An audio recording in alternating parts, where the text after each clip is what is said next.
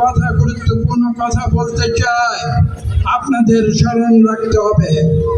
আমি যেমন আপনাদের কাছে জবাবদিহি করেছি, 16 বছর জবাবদিহি করেছি, পলাশের 4 লক্ষ মানুষ কেউ কোনোদিন বলতে পারবে না আমি একটি পয়সা স্পর্শ করেছি। পরবর্তী 16 বছর আপনারা কি দেখেছেন? আওয়ামী লীগের এমপিরা এখানে লুটপাট করেছে, এই পলাশকে তারা নিঃস্ব করে দিয়ে গেছে।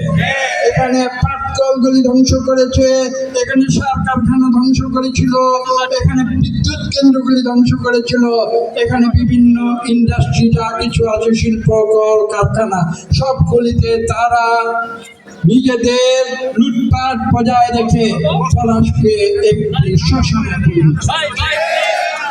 আজকে সময় এসেছে সেই পলাশকে আমরা আবার উন্নত করে সেই ফুলের মতো পলাশকে সারা বাংলাদেশের 500 উপজেলার মধ্যে আমরা সর্বশ্রেষ্ঠ উপজেলায় পরিণত করব।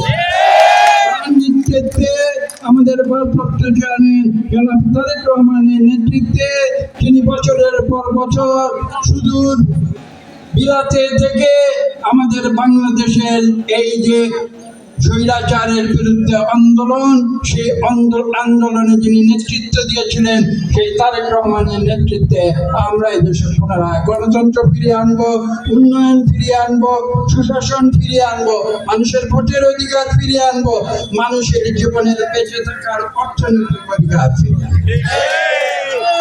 এই কাজদলের মানুষকে আমি বলতে চাই যে আপনারা কিন্তু কোন রকমের ভুগাবাজিতে বিভ্রান্ত হন।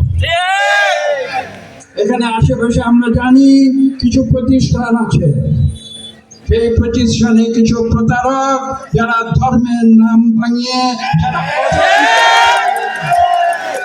এই পলাশে আমরা দীর্ঘ 35 বছর যাবৎ গায়ের রক্ত জল করে মানুষের সেবা করেছি। আজকে আমি শুনেছি এই পলাশে নাকি ধর্ষকেরা